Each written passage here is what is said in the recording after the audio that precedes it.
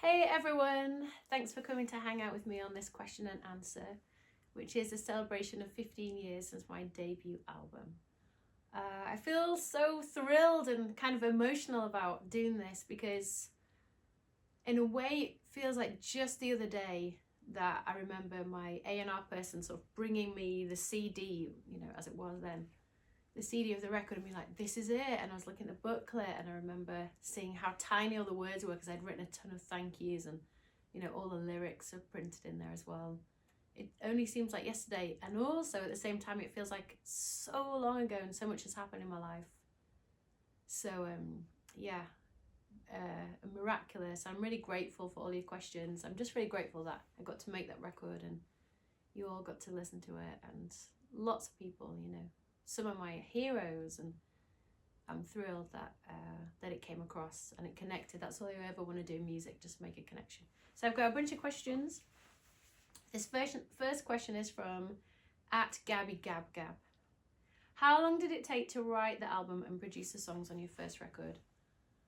It took ages, I felt, to write the record because some of the songs were from before I was even thinking about being a solo artist, especially Like a Star. That didn't take a long time to write. I wrote it in my boyfriend at the time's bedroom when he was out, and it came really quickly and it was really dreamlike.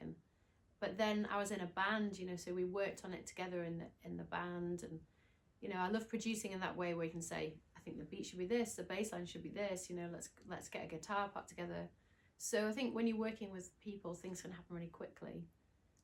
But then some of the other songs took a long time to write. We were trying to get exactly the right songs, and I was trying to get a record deal as well. So it was a case of going around to a bunch of producers. I remember going to lots of rainy London sessions with my zip up tracksuit top that I used to wear a lot of. Just meeting people and seeing if anyone got it. Some people heard my music and they were, they loved it, and other people I think just didn't understand it because it didn't fit in with what was really happening at the time, with it being sort of acoustic, and it was from, I guess, a young black woman, but it wasn't R&B. Some people couldn't really get their head around that, I guess. So I had fun meeting people who understood that I loved Bjork and L7 and Led Zeppelin and Jimi Hendrix and TLC, and I found my family and my tribe through doing all that work. So yeah, I guess it took a while. Right, how have I opened my emails? This is from Holly Sackett. What music were you listening to when you were making the record? I feel like I came out of an indie setting. So again, like my indie band was we loved Radiohead and we loved Portishead, but we loved more psychedelic music as well. We loved Jimi Hendrix, and when I was making this record, I guess I was trying not to listen to loads of music because I was trying to make something new. I remember thinking, what if we could start with a clean slate, which is ambitious. Of course, you're always drawing on influences. But I remember recording wild track, going to a school and recording kids playing and birds singing, and making that the introduction to which song did we make it for now? I think that was for Breathless. And Put Your Records On, we got birds singing at the start, and so we recorded all these little snippets of real life, which were things that made us joyful. And I think that was an important part. I really wanted it to feel like a DIY record. I'm not the best guitarist, but I wanted to play a load of guitar, I wanted to do all the harmonies, I wanted to, I guess, coming out of indie, just make it really homemade. And we made it in the basement of an art studio. I made a lot of the record with Steve Chrisanthou, and his wife would be painting upstairs and we'd be in the dungeon, in this tiny small space, dreaming of what it could be. So that's another reason it's thrilling that it got to connect with so many people. What else did you all ask me? @Jean Leanne, I think that's how you say your handle. You write, over the past 15 years, has your inspiration or motivation changed? What have been your favourite moments? Favourite places to travel? I mean, it's such a long time, but I love getting to go anywhere where I turn up and there's an audience who want to hear me play. It's a thrill for me that I get to go to Japan and there's an audience, or Brazil and there's an audience, or all over America. We played in Hawaii, we played in Argentina, we've played all over Europe, you know, Italy and France and Spain and Germany and Switzerland. And I remember really early on with the record, with Europe, it was like a different country every day.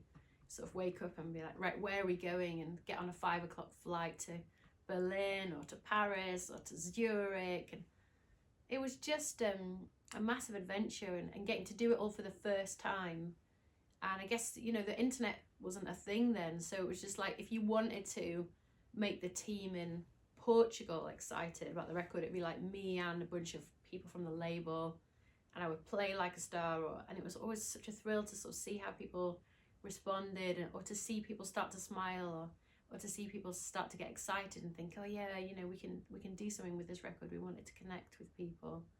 So yeah, that was important to me. I think the things that inspired me then are the things that inspire me now, you know, everyday life, pain, love, loss, experience, you know, time, the fact that time can expand and it feels like you have forever, and then the awareness of that, you know, every single second is precious and you never know how long you have. Those things are really important to me. Nature is a huge inspiration. You know, just being out and watching the seasons go round, and seeing development, you know, seeing a tiny bud open up into a rose, or all of those things are important to me. I like to feel like a tiny, tiny seed, you know, in the universe, and we are also, you know, insignificant and so important at the same time. We're so important to each other. So they're the things that motivate me and inspire me, and they've always been the same, actually. This question is from Hip Hop Illiterate, who asks, who are the folks, musicians, vocalists, producers, comedians, etc., that you would reach out to for the anniversary edition, a sort of remixed release? Who are the directors? You know, that's such a brilliant question. There's so many people that inspire me now, and they're people, a lot of them are people I got to meet on my last record when I was in Los Angeles. So I love King, and I love working with King, and we always hang out a bunch when we go to LA, and I'm so inspired by them and by Paris's production. I think she's just amazing. But so I love Paris and Amber and King, and Thundercat I love as well. You know, I love the imagination, the creativity, and the sparks flying. I love Moses Sumney. I love the sensitivity of his music.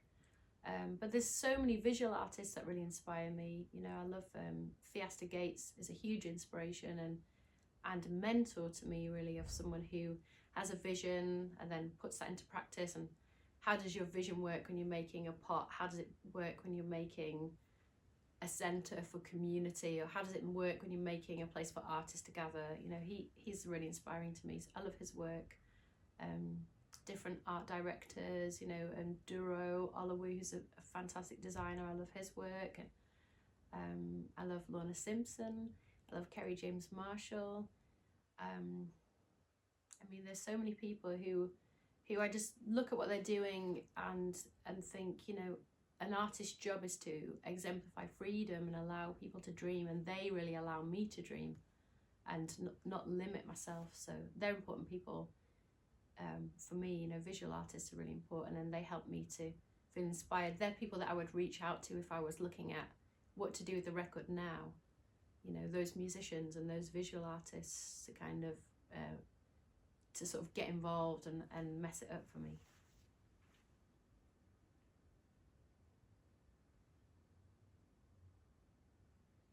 That's another question.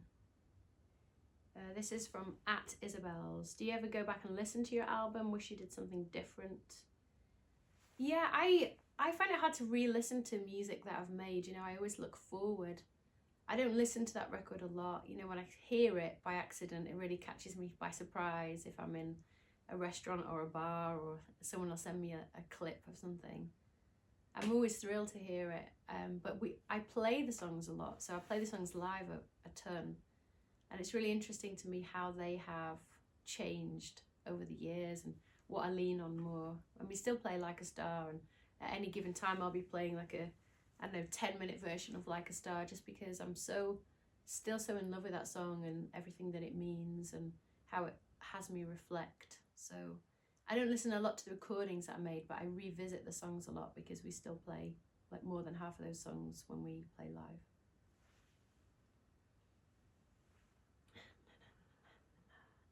Am I working on my next album? This is from @Dancing in the Garden. I am working on my next 3 albums, I feel like. You know, I'm making a bunch of things that are maybe offshoots from my own projects, you know, side projects, but they don't feel like side projects. They just feel like more of an evolution of myself and a way to expand what I do. I'm making an art record. I'm calling it an art record because it's a place where I feel really free. And I'm making a record with a really dear friend of mine. That's basically an indie band. That's the 2 of us. And I'm making my own album, you know, my own next record. So I feel like there's lots of things going on at the moment. This is my studio. This is my little sort of zen area in my studio. But I'm here a lot. And I love creating, you know, I feel so glad that I get to do that. So yeah, I'm always working on new music. I am looking at, is there going to be a vinyl re-release of the record? There is. This is from Writes as Ra 1N. Yeah, there's going to be a vinyl re-release. We're going to put the first record out, we're going to put that out in the summertime. I was just choosing the colour of the vinyl recently. Yeah, so that's going to come out. So some people have the record, you know, some people don't have it as vinyl, and you know, I love the sound of vinyl and the tangibility of it and all the artwork. So yeah, that's going to be out in the summer.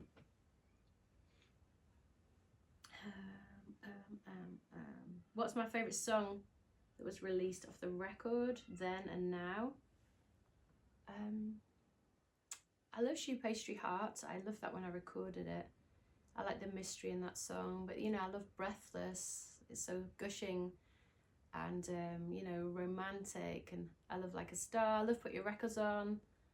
I mean, yeah, so many of those songs are my favourite songs. We had a B-side called Emeraldine. That often comes to me when I'm just sort of walking along, or you know, in the shower or something.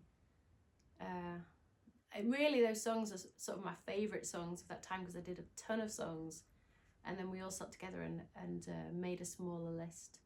So yeah, they're my favourite songs on the record.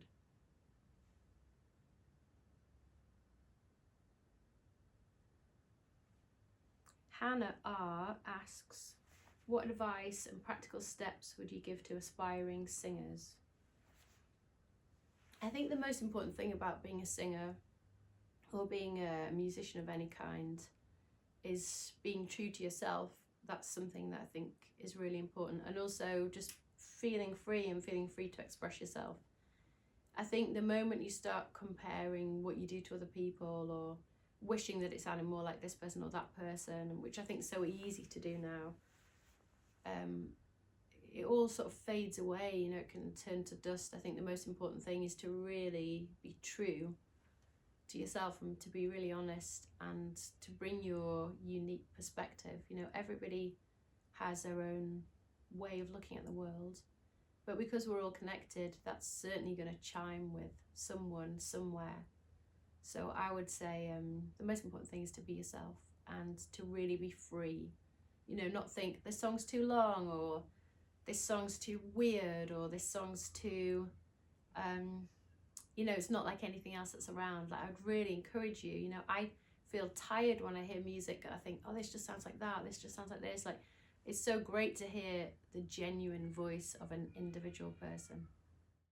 This was the UK cover. So this was, actually this is a special vinyl cover, because I remember this shot. I remember working with this artist, this photographer called Irene Rukenbuker, and she didn't need a light meter. Her thing was like, I don't need a light meter, I can just sort of read the light. And I remember getting this shot back and at first being really disappointed. I was like, oh, it's super blurry, because we did it in the morning in Hyde Park. And my whole thing with this record was like, I live in this, you know, post-industrial sort of urban landscape, but there's all this beauty around, and especially if you look in the right way and you look at the right time of day, then you'll see it, you know. And that was really what the record was about. Sort of, it's all about ways of seeing, that there's ways to see beauty in places that you wouldn't necessarily think or find.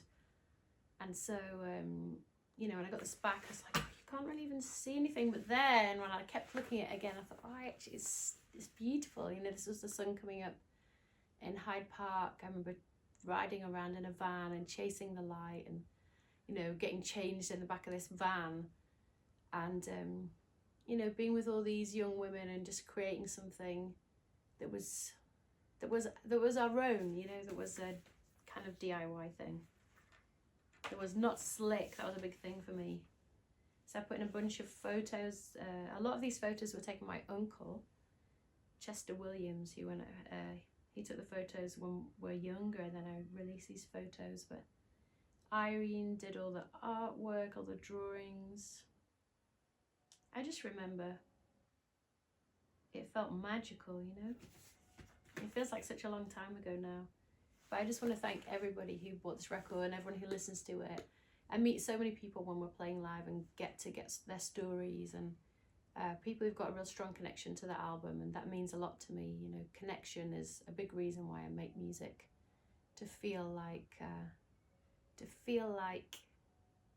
we're together, and to feel like we're one thing. You know, that's what I feel when we're playing live, that there's no beginning and there's no end, there's no time, and there's just, you know, all of us in that room in that moment. So it feels really special, and I wanted some of that when I was recording.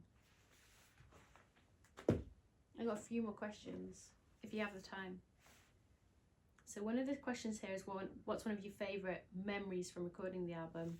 And one of my favourite memories was when the strings finally were put on Like a Star. We went to a studio, I think it was Air Studio, and I remember looking through the glass and all the players were there, and I don't think I was listening to headphones. I think I was just listening to what it sounded like in the room, so I knew the record really well, and I knew where the entry was for the strings. I remember they just sort of swelled in, and I remember at that exact moment it was like just tears coming down, because that was the first time when I realised that this is actually happening. You know, this music's really going to come out, people are really going to hear it, and it felt like this huge achievement to have, I don't know, made a song, and that there were strings, there was a bunch of people who wanted to kind of make it live in the world. So I was just so overwhelmed when I had the strings creeping in, and I still sort of feel like that. I remember when our original website, it was like the strings, the instrumental part of Like a Star, you know, the strings would just creep in and there would be a butterfly that sort of was animated. It was all really early kind of technology, and I always used to love that. It felt like something unfolding and something happening that was really special to me. I think I'll do one more question.